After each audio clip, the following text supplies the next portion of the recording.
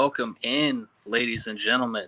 Welcome to the After Hours. We're back live again from the late night bin, from the late night ends. What is up? Hope everyone is doing great out there. Hope everyone is getting ready to celebrate an absolutely awesome 4th of July. I know I am. So I know everybody's got their grills ready and fired up. And so I'm excited about this 4th of July. So it's going to be great. Um, Welcome in, Night Lucas. Before we begin, hit that like button and subscribe. Don't forget to subscribe. Shout out to everyone who's been checking out the videos on the channel. I appreciate you guys. Nothing but love for you guys. The fact that you guys would take time out of your day to even check out my stuff is amazing, and I'm humble. I'm humbled by that. Me and Evan are grateful for that. And so here we are, back again. It's a perfect Friday. It's a perfect Thursday. No, Wednesday. I haven't even took a drink yet, and it's Wednesday. So perfect, perfect time to celebrate everything. So except Star Wars for some reason, because everyone's a little bit, I guess, on edge, you could say. This past episode of The Acolyte really didn't it didn't do much. You know what I'm saying? I didn't say anything on our pre-live because I just wanted to wait to share my thoughts. But I mean, nothing much really happened with the past Acolyte episode. It was just sort of, blah. And here we have homeboy Evan, the OG. What's up, What up? OG? What up? What up? How you doing? This is water. All the same to me. All the same. All the same. So we're talking about the Acolyte? Yeah, I was saying there really wasn't much that happened on this last episode of The Acolyte, really. You know what I'm saying? Like, there wasn't really anything that happened. What's up, Sci-Fi Sith Dan?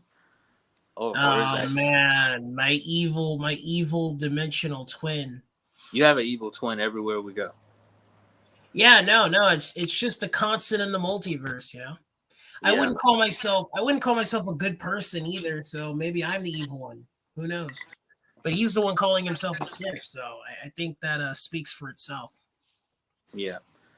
But maybe and I'll shift the conversation to the Acolyte here. Maybe I'm tripping.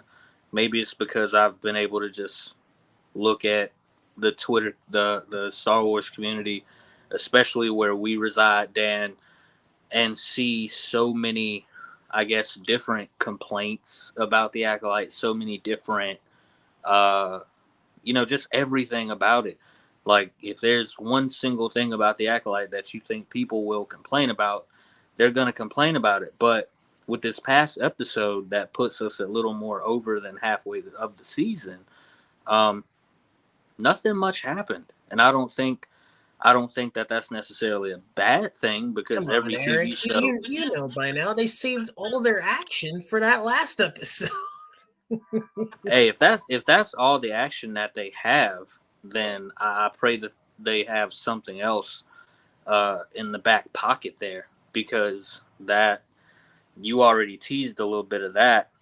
And so going and me and Evan even discussed a few possibilities maybe about, because Disney announced last year at their, I think it was the D23 Expo, they gave us the new timeline that would include the Old Republic after the High Republic. So Leslie Helen has also said, if I'm not mistaken, that there are Sith Lords that will make their debut in this show. So it's not exactly there too will late. be one more, so it'll be 2 total. Yeah. Always 2, no more. No so less. I mean, we can at least give her credit at the bare minimum for following the rule of 2. I mean, yeah, that's essential. I mean, I think I had somebody comment on one of my posts the other day, saying that the Darth Bane story written by written by written in the EU wasn't really a part of George's plan, but I'm like, because that trilogy is just so great, to me it's Bible as far as Star Wars is concerned. You don't have a rule of two, without Darth Bane. And that, I think, even it was included in the Clone Wars series, which we'll get into once, because I know you're exploring the Clone Wars right now. So we'll get into that whenever you get there. But maybe I'm not gonna say I was too harsh on Leslie Headland and the Acolyte. I still believe that because of the Disney Celebration interviews, it had already set so much in motion, just so many predetermined attitudes towards the Acolyte that people were already going to have. No matter what the show did, I feel like people were already going to be sort of on one side or the other. And so for me, it's just been trying to navigate that and to try to be fair about it. Do I care to see some of the elements of the Acolyte that we see in the show? Not really. But I'm not going to lie about a lightsaber duel. That was pretty freaking cool. And the last episode wasn't even that bad. It was slow because obviously it's building to something, but it's not. If I had to give the Acolyte so far a score on the scale of 1 to 10, I would probably give it a stout. I would probably give it a stout 6. Probably a 6. Because, there's story elements there that I don't agree with, of course. But at the same time, I'm not going to sit here and say that, oh, the Acolyte looks terrible. It looks absolute garbage, because it doesn't. It actually looks great. It looks like a good show, which is, as Evan once said, that's the minimum requirement for any star. It better look good. All that money that they spent, and it better look good. Well, I said that's the bare requirement for Disney. Because, Yeah. I mean, Disney throws more money into their projects than practically any other company out there because they've got the resources to do it. I mean, you Right. look at the MCU from start to finish, one thing you can always say is it looked unbelievable. Even movies that I know you don't care for, like Ragnarok, you have to give the credit where it's due that Yeah. the special effects in that movie were second to none. Um, and then, as far as the Acolyte goes, real quick, just to give my perspective, real quick, this last episode really was much ado about nothing. It was more of a setup episode, leading us in. I mean, what you have to do sometimes. Not every episode can be, the climax. You have to have like the first couple episodes, the first 4 episodes built up to episode 5 with that epic duel. So now that the epic duel settled down, and we got Osha with the Sith, we've got May with Soul now. Now that's going to be the setup for the rest of this season, seeing where that takes us. Um, and look, as far as Leslie Headland goes, um, which, by the way, I finally stopped calling her Kathleen Kennedy, so be proud of me on that. Very proud. Very Yeah, proud. but I can okay. So this is kind of a two-edged sword for me because on the one hand, I understand everybody out here yelling about certain ideologies being crammed into movies that you don't think belong there. But on the flip side of it, as I've said before, outside of one episode, this show hasn't really done that. There's one episode where it's kind of referenced, it's alluded to, but anybody out there who is yelling, "Oh, this show promotes woke ideology," I just have to say I question that you've watched the show at all. Because I wouldn't say it does that one bit. I don't think it has for the last few episodes. Not that that doesn't exist in certain areas, because it does, but I just don't think the Acolyte is it. Yeah. Um, do I think the Acolyte is some god tier show? No, I don't. I don't think it's anything overly special. I think May and Osha, I think the actress playing them is not very good. I find her to be stiff as a fence post in a lot of her acting. Um, but there are characters like Soul and the Sith character that make up for that. So overall, I would actually agree with you on the 6 out of 10 rating. I think that's a very fair assessment. That's about what I would give it. I can't go any higher because there's nothing that really OMGs me about the show. But I can't really go any lower because there's nothing there that's just overly egregious and overly terrible, like Luke Skywalker in Episode 8, or Holdo, or Rose. You just have this one character that every time they're on the screen, I'm like, oh my god, can they please leave already? Can they please get off the screen?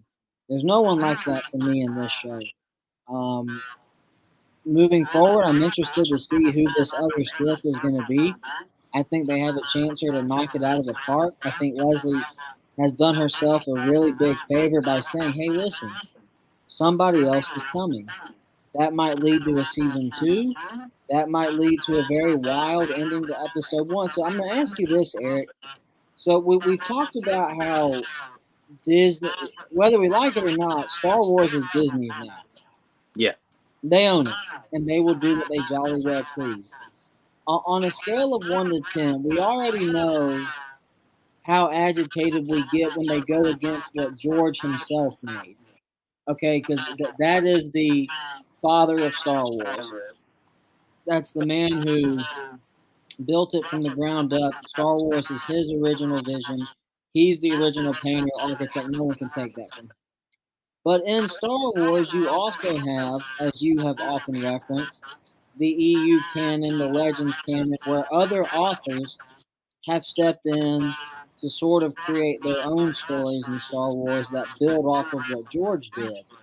Um, so my question is, there's only a limited amount of people that this Sith could be in the timeline we're in. It's not going to be Darth Maul. It's not going to be Count Dooku. It sure as heck isn't going to be Lord Vader. All right, those are the mainstream ones. And as you mentioned, more than likely it's not going to be Palpatine. So that would leave us with a very slim number of choices. I would think, given the timeline we're in, granted, I haven't read the book, I just know he comes before Palpatine. I Yeah. would think Darth Plagueis at this point, yeah, would be the one to fit in. So my question would be, on a scale of 1 to 10, how open, or not even a scale, just would you be open at all to Disney sort of changing up his origin story to fit into this show more, but still having him in all his glory be present in the show at the expense of his origin being altered to make the show make sense more, if that question makes any sense. Uh, it absolutely makes sense. I would be on a scale of 1 to 10. I think I'd be about an 8 with it. I'd be very comfortable with it um, because either way, no matter how you choose to frame it, either way, when we get to Revenge of the Sith, Palpatine is still going to sit down and have that talk with Anakin about Darth Plagueis the Wise and his accomplishments, his trial and error of trying to create life, his hubris as a master that got him killed eventually, that foreshadowing, and basically throughout the movie, I mean, with that shot, it's just basically Palpatine admitting that, yeah, I was the one that did that. Ironic. He could save others from death, but not himself. Idiot. You know. So to me, I think that I'd be very comfortable with that. And he's still going to be a mun. He's still going to be rich and wealthy, and he's still going to be moving a type of way for a couple hundred years or however long until we lead up to the precipice of the Phantom Menace, which is right where Palpatine ended up killing him and taking over that plan. So, um, for me, I'd be very comfortable with it. I think I'd be a okay with Darth Plagueis uh, being well, he already exists in Disney canon via the movies, but to be his for like you said for his origin to be changed in order to fit the acolyte, I think I'd definitely be okay with that. Hey, Jay, I was gonna ask. I don't know if you read it, but did you know that there's a Disney canon book around the time of Phantom Menace where Plagueis discovers he hears about Anakin and he actually tries to find him? Like he's on Coruscant at the time. Anakin, Qui-Gon, and crew come to the planet after leaving Tatooine, and he tries to look for Anakin. But by the time he looks for Anakin, Anakin's already off on Naboo with them. So he couldn't get to Anakin in time. And the theory goes he would have tried to kill Anakin if he found him. Yeah, I've heard of that story, and it's the same thing with the EU Plagueis book. It's the same thing. Plagueis was there on Naboo while Anakin was there, but Palpatine had become so influential and powerful in the Senate, his influence had started to take over. Look, And you only need one thing to fix this, Jay. Acolyte, with this whole witches thing. All you got to do is write that Plagueis is the one that essentially is in charge of these witches, and you just automatically fix everything. You just do it. they're not going to like it if they have another male in charge, so that's probably not going to happen. Well, I mean, that is interesting, though. Let me now, me personally, I'm of the opinion Star Wars fans, there's a fair amount of them that will complain about anything. It doesn't matter what, I'm not saying all, I'm not even saying most. I'm just saying there's a significant number in online threads that will complain about literally anything that anybody puts out. I read threads where people complain about the prequels. I read threads where people complain even about the OG trilogy. So I mean, the level of complaining that certain Star Wars fans are willing to go to knows no limitation. So my thing is, um, do you think overall in the fandom they would be receptive to the question I've asked you, or do you think Plagueis showing up would be, because that might be a recipe to get flanked from both sides. Because, like you said, you'd have a male in charge of the women, which in the culture we live today, when you've had a show that's largely about powerful women, now they're all answering to a man. That might not go over well. And now Disney is touching a character that many people in the extended universe know and love and respect in Plagueis. Yeah. So, like, do you think there's a scenario where, let's say that's who it is, which we don't know, we have no idea who it is. We just know there's a system, we don't know it's Plagueis. But I'm saying if, do you think there's any snowball's chance in hell that the fandom could be receptive to this or that this could go over well? Dan, what do you think? Oh, in terms of Would the including fan Plagueis, would the fandom be accepted? Would the fandom accept this if they were to pursue this with Plagueis? well, Evan is absolutely correct in the sense that there will always be fans that complain. And I'm not saying that to make an anti fan statement. I'm saying that because that's just reality. It doesn't matter what topic we're talking about, people will have problems with something. But what I will say is that while I'm pretty sure there will be people that still don't like everything that they saw, if you write that Plagueis was in charge of these witches, it would explain everything. And the reason why I say it would explain everything is because Palpatine stated to Anakin in Revenge of the Sith that the ability to create life, apparently like the dark side is a pathway to many abilities some would consider to be unnatural. That's like these practices are even unnatural by dark side standards. And what I mean by they're unnatural by dark side standards is that the ability to create life in Star Wars lore is not a common practice of the Sith or dark side users. As a matter of fact, it's not really successful for most of them. That type of dark side ability is very difficult. Now, it's established in Lucas's canon that magic in and of itself is taking the force and twisting it into something so corrupt it becomes a new energy source, which is magic. And in the EU, it's known that magic, and the dark side of the force basically are connected in terms of force practices. So if you take Disney canon already takes from both canons and fuses them together with their canon. So if you take the concept of magic being an unnatural practice in and of itself, more unnatural than the dark side, and you take dark side practices being used to achieve that magic, you can explain that Plagueis has been trying to experiment on the Force to the degree that he's created different groups solely dedicated to these experiments, including a coven of witches who try to create life, which is not a common practice even for Force users. Like, if you tie this all back to Plagueis itself, it makes sense because no Sith, like, it doesn't matter if we're talking about Lucas canon, EU, or Disney canon, no Sith in lore has been trying what Plagueis is trying. He's unorthodox even by Sith standards. So if you write that Plagueis was in charge of these witches, like from the shadows, because Plagueis runs many things from the shadows. He's a rich politician, but he's secretly a Sith. Even his secret profession is from the shadows. If you establish that he's the one that's been influencing these witches to do what they're doing, and he's the one that's really running their organization, that even most of them don't realize it, and he's using them to experiment on the concept of creating life from the Force, even if you'd argue this is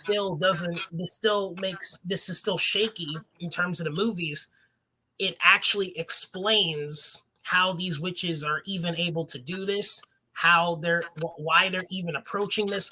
Like, what reason do witches have to try to create life at all? Like what reason do these witches even have to do that? They, at least, I haven't fully seen the show, so I can't say I know if they gave a reason, but I'm gonna take a wild assumption that there is no clear reason why these witches want to create life from the thread, as they call it. The thread specifically, which is basically what they call the Force. What would make sense to me is if Plagueis planted the idea in their heads. But yeah, I think while it's still controversial, fans would be more accepting if Plagueis is the reason why all of this is happening than just random witches doing what Plagueis failed to do. But anyway, you guys continue. I'm sorry, I rambled on for too long. No, you're good, man. That's an excellent explanation. Sith Dan says that in the book, Plagueis was well over 100 years old by the time of the Phantom Menace. So, with that, I think it's definitely more than plausible. Like Evan set it up for Plagueis, and you said um, to be a culprit behind all of this. So I could definitely see it working because Plagueis is he's well over 100 years old leading up to the Phantom Menace. So that's something I could see happening. Well, not only that, I just had this thought. Since Disney owns Star Wars and they're free to do what they want, we could be living in a time where, I mean, you look at an entity like Marvel and DC. Every single character in that universe had original writers, original creators who had their own vision for each individual character. Like, take Stan Lee, for instance, in Marvel. Marvel has been doing, God rest Stan Lee's soul. Thank you for everything you did for us, Stan Lee. Thank you, But Sam. Marvel's been making movies without Stan Lee for a good while now. Stan Lee hasn't owned Marvel in quite some time.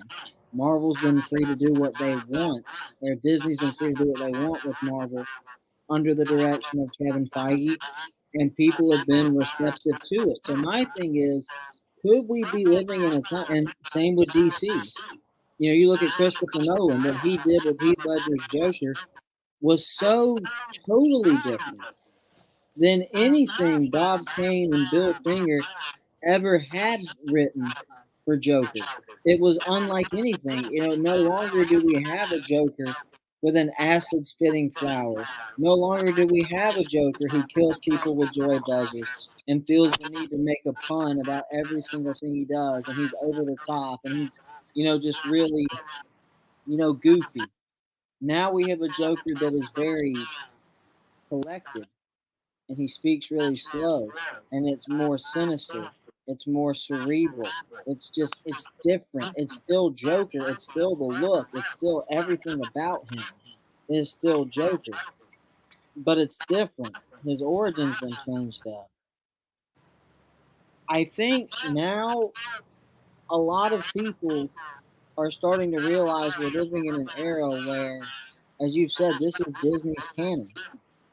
And I think we're living in an era where, going forward with Star Wars in the future, Star Wars is going the path of what Marvel and DC have gone, where you have had different creators, different visions for different characters on the screen. And I think at this point, if you're going to expect Disney to follow to the T past events, past books, past visions, I think you're setting yourself up for disappointment. Now, that's not to say these past visions aren't good, but it is to say that you look at Marvel and DC and what they've done. You know, a lot of them, and even Joaquin Phoenix Joker, which you love, Eric. That Joker is so different. He is nothing. He's even more different from any Joker we've ever seen than what Ledger was. It's even more so. They've given him a name, which is something Joker's never had before. That's a huge difference. Joker's never had a name. That's always been a huge part of what it was. But they keep the name Joker. And there's always been the argument, well, this is just a new vision. This is just what it is now. This is different. Do you think that same argument can now be extended to Star Wars moving forward? Yeah, I think that. Well, now that doesn't real quick. It doesn't mean we have to like it. I will say that much. Like you don't. I don't. Even though you know my opinion of Heath Ledger's Joker, I think he's the greatest villain to ever grace the big screen. I think he's perfect in every way. I think he's 10 out of 10. Mwah, perfect. Nolan's a genius. Yeah. But if people were to look at me and say, but Evan, he's nothing like the comics, therefore I don't like him. Fine. I'm not going to argue with it. Right. And I think we're headed to a place where that's going to be the conversation if they bring Plagueis into this. I think you'll have a lot of people saying, this Plagueis sucks because in the book he's X, Y, and Z, but now in the Acolyte he's A, B, and C. Fill in the blank. Yeah. And we're going to have the same debate that we have with DC and Marvel characters relative to their respective comics. So I'm rambling a lot, but I think that's where we are now in Star Wars, where we're just heading to a place where all Star Wars, main Star Wars, was under one head. He sold it. Now it's got a new owner, a new designer, a new writer, writers, plural. There's a lot of people dipping their hands in. And it's just a matter of if you're expecting, this is my opinion, someone will open emotion. And then I'll pass it to you and I'll shut up. I'll mute my mic. No. But if you're expecting Disney to copy what has already been written, you're going to be disappointed.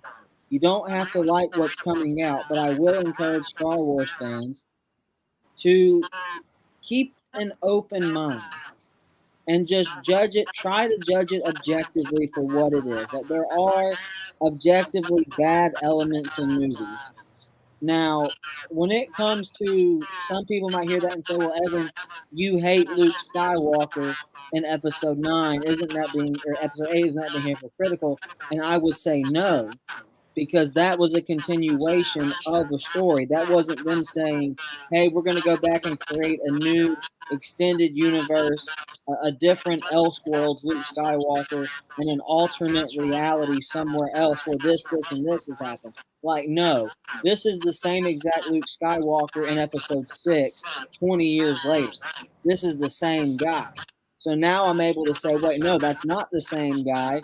He would never do that. This is ridiculous. This is stupid. The reasons you've given him for being this way are stupid. Everything about this is stupid. As opposed to them bringing in someone like Plagueis and them saying, look, this is not the Plagueis of the book. This is Plagueis. It's his name. but we're changing around his origin here and there. We have to tweak some things here and there from the book, as we've always had to do with Marvel and DC. You have to tweak some things from the comics to put on the big screen to make it work. So, my, do you think that's where we're headed with conversations about Star Wars? Yeah, yeah. Oh, we've been there. It's We not even where we're headed. We've like the genius of George Lucas's Star Wars when Lucas ran it is Lucas established that there were okay, well, the company would call it multiple continuities. They called it the hierarchy of canon. Lucas called it parallel universes slash worlds. I don't know if you knew, but the original design of Plagueis for Revenge of the Sith wasn't a mun. George specifically told the EU staff to make Plagueis a mun for those books, but the sketch he had for the character when on the Revenge of the Sith production was an entirely different species, and George made it clear when he was running the company that Star Wars has multiple worlds, and these worlds give you different versions of events. The original purpose of the EU under Lucas was to let fans tell their own Star Wars stories. And because of that, you could get cool stories like Dark Empire. Now, in George's world, in his canon, the Sith have no way of coming back to life at all. Like, there's no chance. They just don't have it because they're so selfish that they'll just die. They become one with the Force. They can't do it. But in the EU, there's various ways for Sith and Darkseid users to come back from death. And Palpatine comes back in Dark Empire in an interesting way. And that's because Dark Empire, which is an EU story, is a pretty cool what if story. What if Palpatine came back from the dead? The problem with it's not the only problem. One of the biggest problems with Disney Star Wars is that they did the opposite of Lucas. They said, no, we're not having multiple continuities with different versions of events, with different versions of characters. What we're going to do is we're going to make this one single continuity.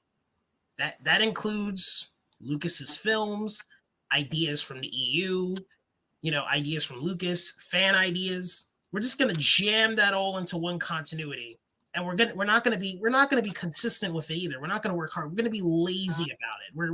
We're not even going to be like work hard on making sure it's consistent. We're just going to be lazy, and we're going to tell customers for 10 years that this is all one continuity and every project makes sense within the same world. And they fucked it up. I don't know if I'm just going to be honest. They did. They should have stuck with the format Lucas had, where there was multiple continuities, and in those continuities, they had their own set of rules that would make more sense, and you have more creative freedom. But because that's the DC Marvel route, because they chose to stick with this one continuity function, look where we are. Now we have to explain why witches can create force babies when everyone else has pretty much failed in that department. Because we're told to believe that this is all set in one continuity, which makes certain stories, make no sense. Well, I think that's what this all comes down to, because I mean, like Evan said last show, Disney bought the house, and as much as I don't like it, they bought it, and it's their house.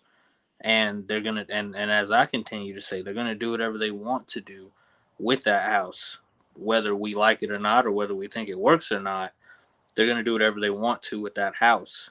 And so, first, I think the Star Wars community is having a hard time dictating.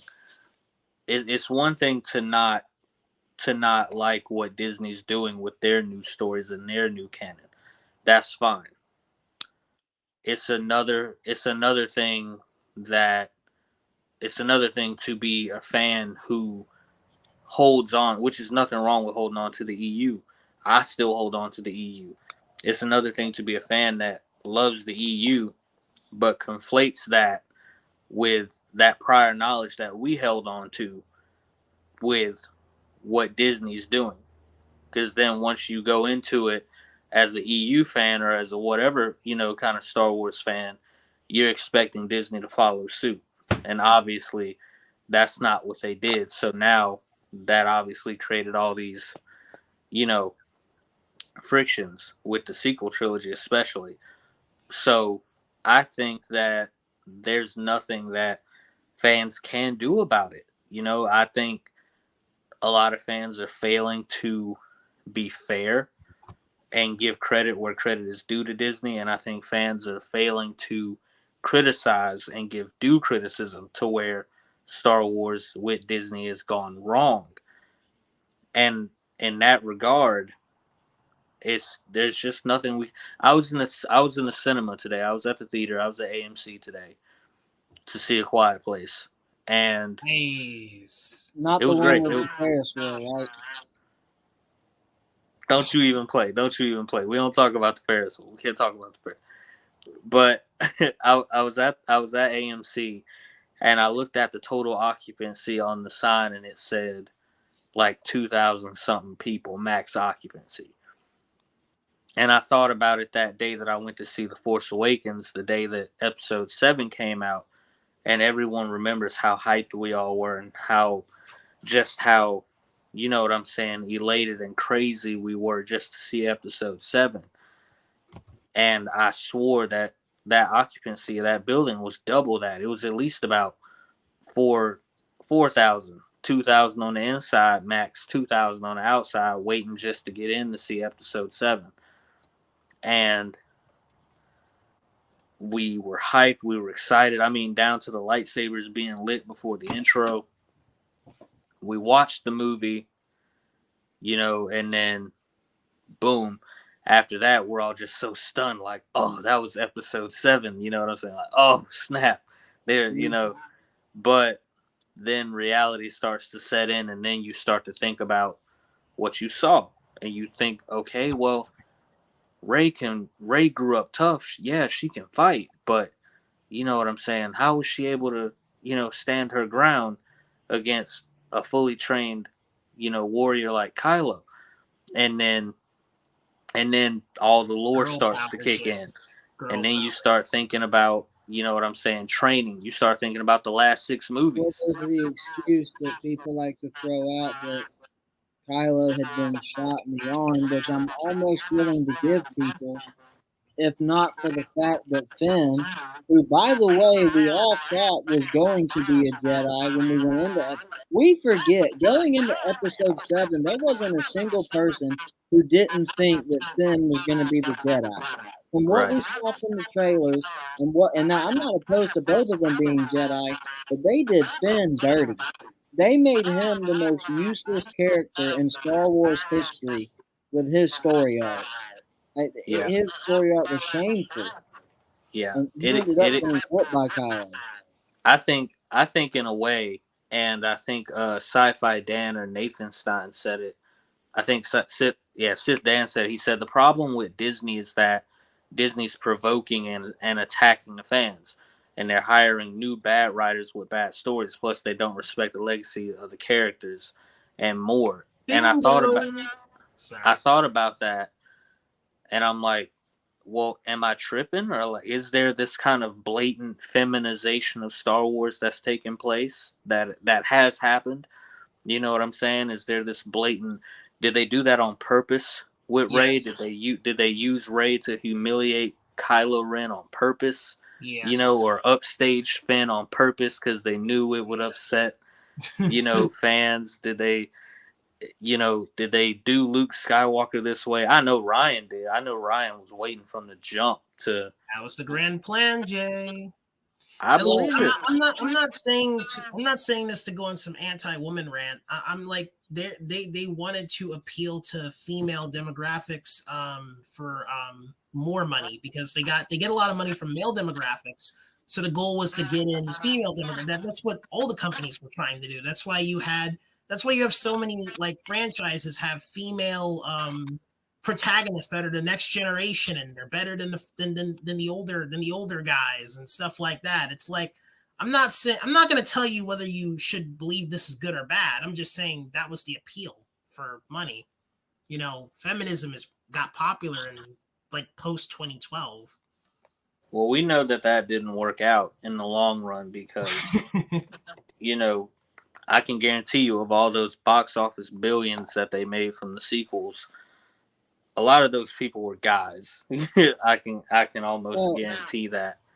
I don't think, just from a common business standpoint, common sense,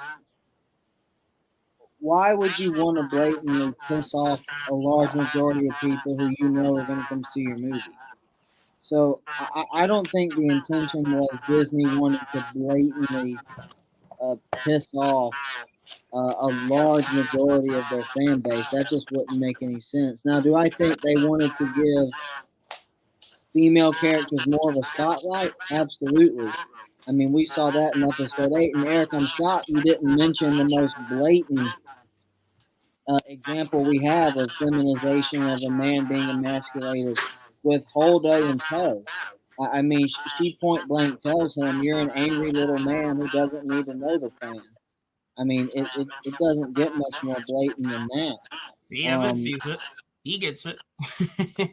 I mean, and then her whole plan was run like hell, call for help, and pray to God someone shows up. Like after all that, after 2.5 hours, her whole plan was run like hell. I'm like, what genius wrote this?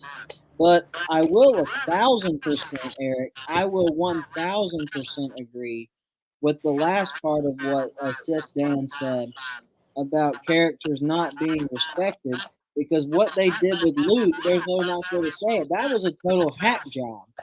That was the worst representation of a character being brought back I've ever freaking seen. And it's because you have this guy that goes on this perfect journey from episodes 4 through 6, from shy farm boy to, I realize I have powers. I'm not 100% sure how to use them. I still have this fear I'm dealing with, but I know I have to fight Vader, so I'm gonna do that. He loses, bounces back, and in episode 6, like I sent you the videos the other day, in episode 6, he's on the offensive. He's walking Vader down. There's no fear in his body. He's at peace with himself. He's peaceful. But in the end, he's still trying to convince a genocidal maniac that there's good in him. At the end of all that, episode 8, it doesn't piss me off so much that Luke is portrayed as he is as a miserable hermit. It's why. It's like, okay, he's going to convince a genocidal maniac, excuse me, a child killer. We all saw episode 3. This guy killed, like, how evil do you have to be to kill innocent children in cold blood? And Luke convinces this guy, no, you're actually good. Right. Kylo has a bad dream. He gets tempted. And rather than being the wise Jedi Master Luke is, to sit him down and say, look, we've all been tempted by the dark side. I was tempted by the dark side. Let me help you. Let me help you overcome these feelings that you're having.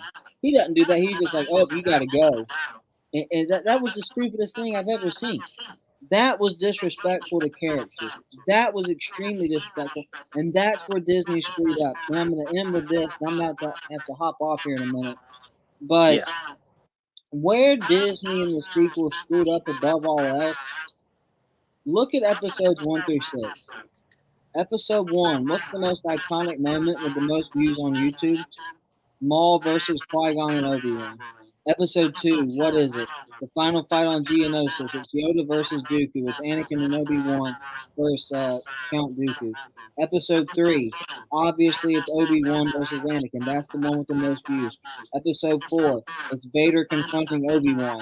Episode 5, it's I Am Your Father after their lightsaber duel. Episode 6, it's Vader versus Luke and Vader killing the Emperor. Are you seeing a common trend here?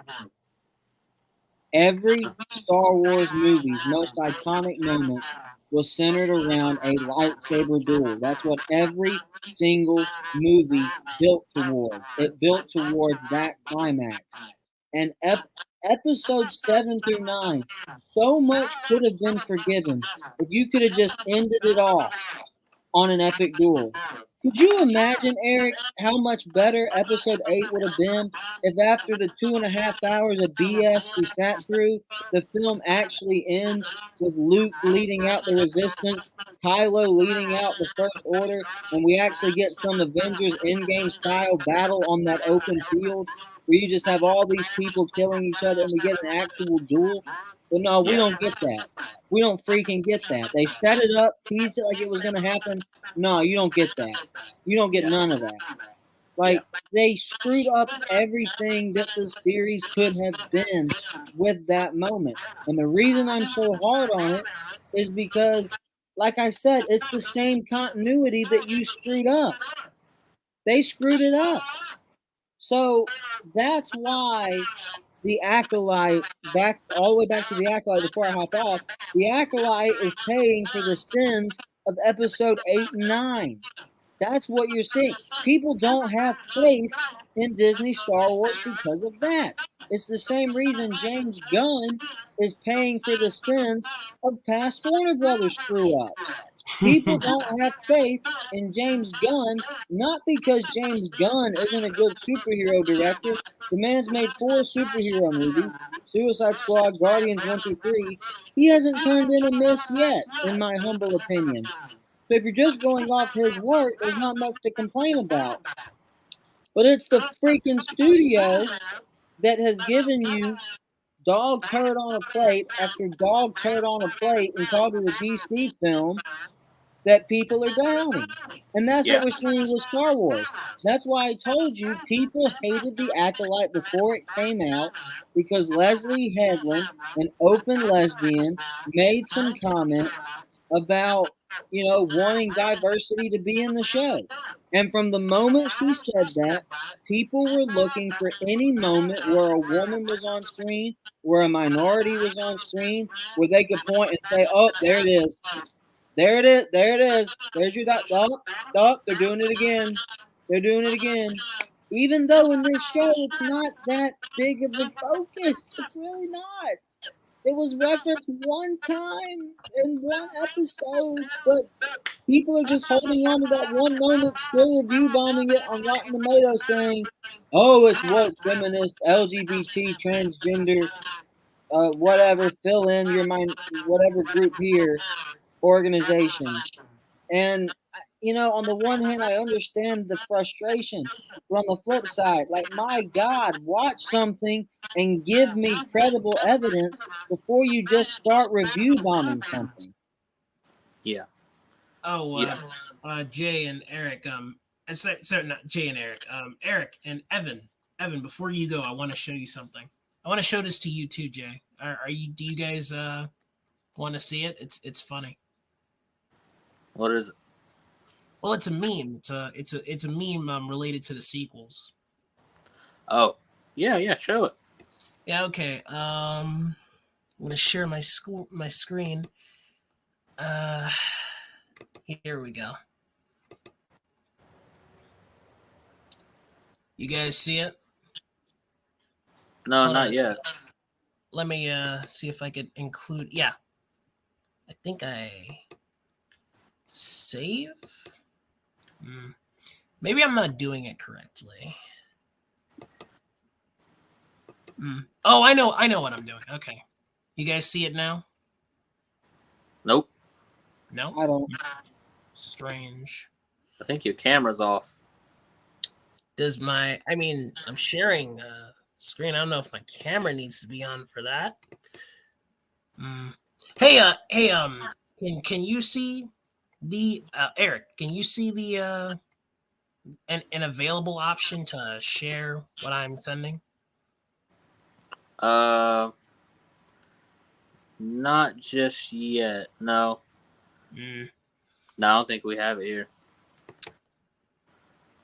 Oh, But I mean, I just think I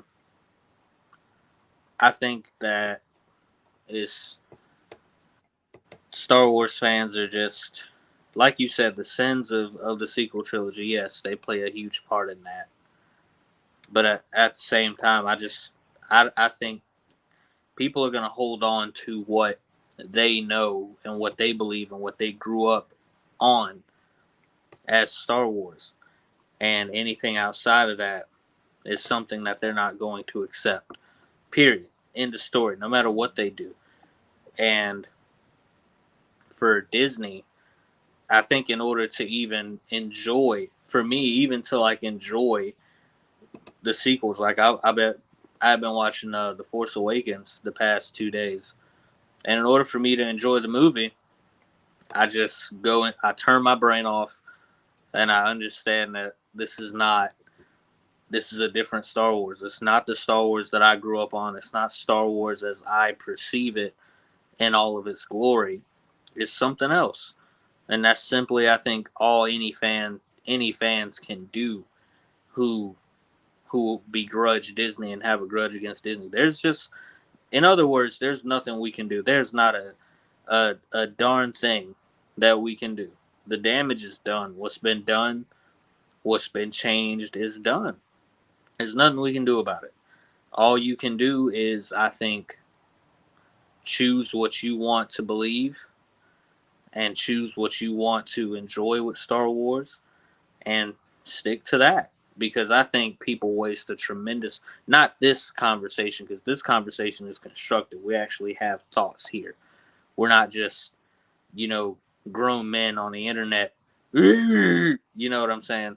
We're not that. We're not those kinds of guys.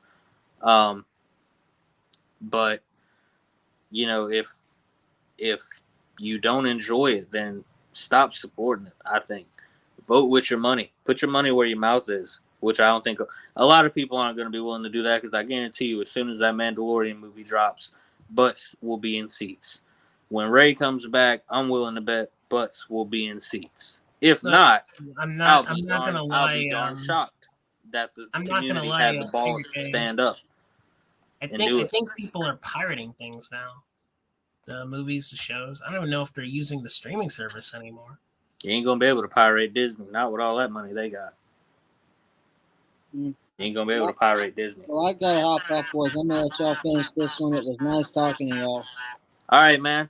Have a good one, bro. All right, later, Evan. Y'all too. Later. Peace. But let's see what our comments are saying. What the EGAD says, most of the ideology and politics they are injecting are downtown Los Angeles ideals and politics. Disney writers need to touch grass. I agree. They do need to touch grass. I would definitely agree. Sith Dan says that they needed to stick the landings with the sequels and failed miserably. As well as with that, they are hiring new bad writers with new bad stories. That is the lead to all the bad faith that fans have now. It's very true. It's very true. Sith Dan says that Rey was a Mary Sue, and that people hate that. We want characters with flaws, and the people who need to overcome them with us cheering them on and relating to them, rather than the characters be male and female characters. That's true. That's definitely true. Rey had so much potential. She had so much potential. So, Echo Base, Coach Nim.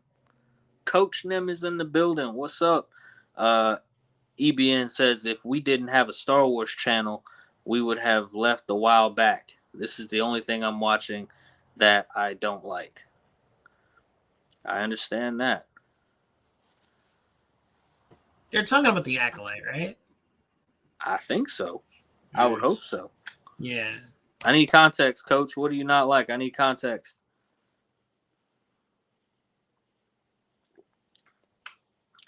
This is the only thing I'm watching that I don't like. Yeah, he's talking about the Acolyte. Of course, Dan, he's talking about the Acolyte. Hey, look, that's man, I don't claim to be all-knowing. I just asked. That's all. That's Coach, man. That's Coach, man. No. That's Coach. Coach is with us. He understands us. He gets us. Coach and them understand us over there at EBN. They get us. Mm. And I'm telling you, shout out to Echo Base Network because they are tearing the Acolyte a new one. Because that last episode, like we talked about earlier in the show, they didn't do anything. They didn't do anything with that. Yeah, the sad thing about the Acolyte is that you could take all the concepts they're working with, make it work, and they're just missing over and over and over. Like, look, witches aren't new, magic isn't new, and some of the ideas they're playing with aren't new, but it's how they're doing it. It's like the execution. That's what it always is with Disney Star Wars. It's the execution. Like, people talk about how Sith encountering Jedi before the Phantom Menace breaks lore, and it's like there are EU comics where Maul goes around before the Phantom Menace, like only a few months or a year or a couple years before the Phantom Menace, and he's just mowing down Sith. So not Sith, Jedi. He's just going around mowing down Jedi. But you want to know something that stands out with that? What? He doesn't tell the Jedi he's killing that he's a Sith. They assume he's some type of bounty hunter or some type of Jedi hunter or criminal. They don't like he doesn't tell them he's a Sith when he kills them. He just kills them. But then you have Smilo Red over here telling a whole bunch of Jedi, I'm what you call a Sith. It's like the Sith had a grand plan. They had a grand plan to get revenge on the Jedi. And for a Sith to just like reveal they're a Sith 100 years, that screws with the grand plan. It's like, so that's why I said before, it's not a matter of if a Jedi encounters a Sith before the Phantom Menace. It's a matter of if the Jedi know it's a Sith, and that is what breaks lore. And that's what the Acolyte technically did. I mean, you know? Yeah, I agree. Coach and him said, do you realize that Osha and Quimir have a romantic relationship between them? Probably more than likely. Yeah, more than likely they got one. Leslie Headland called them Oshamir today, like Rey and Kylo's Reylo. If you're asking me, I like Reylo better than Oshamir. I don't even know why. I like Reylo better than Oshamir. Oshamir sounds like a I don't even know what that sounds like. It just sounds like something. Sounds like some fancy shampoo. You know? Yeah, it sounds like what my name would be if I was born into a $1 billion corporation. Yeah. Oshamir. That's what it sounds like. But yeah, man, I just stick to what I know. I got my Legends books. I have the EU. I got, you know what I'm saying? I'm just, you have what you have. Sci-Fi Sith Dan says, would me and my good guy, Side Knight Lucas, alter ego, give how we are on opposite sides of the fandom, with both of you being hopeful and me being a cynical for being burned one too many times. I mean, if I was on the panel with you guys, we'll definitely get you on the panel. I would love to have Dan's evil twin on the panel.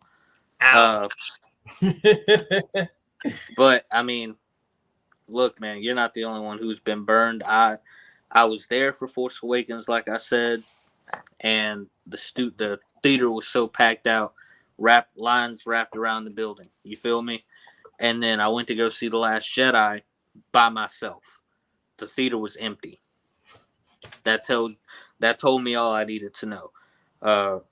Then Rise of Skywalker came, and all that. So, I mean, you don't think I'm cynical, man? I gave up after Kenobi. I mean, it took Kenobi. It took Kenobi for me to give up all hope for Disney Star Wars. But Jay, me telling you, man, that they have chances to fix this. I'm not saying this because I hope they do. I know they won't. I also know that they have options out of the train wreck. They have those options. I don't believe they'll take them, but they do have them. Yeah. Probably not. I don't know, man. We're just gonna have to wait and see what the future holds.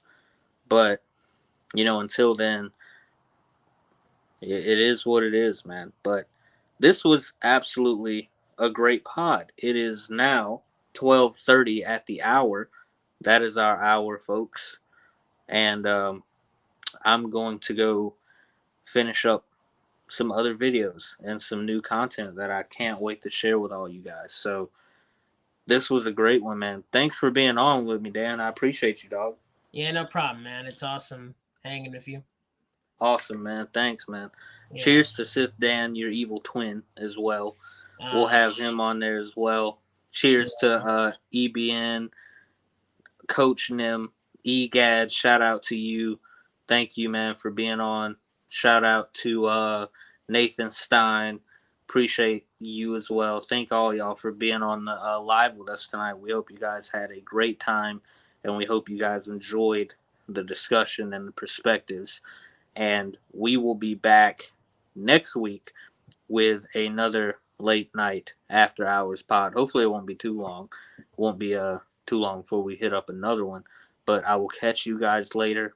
And you guys, please be safe on this 4th of July and have a great night. have a great night, everybody. Peace. Peace.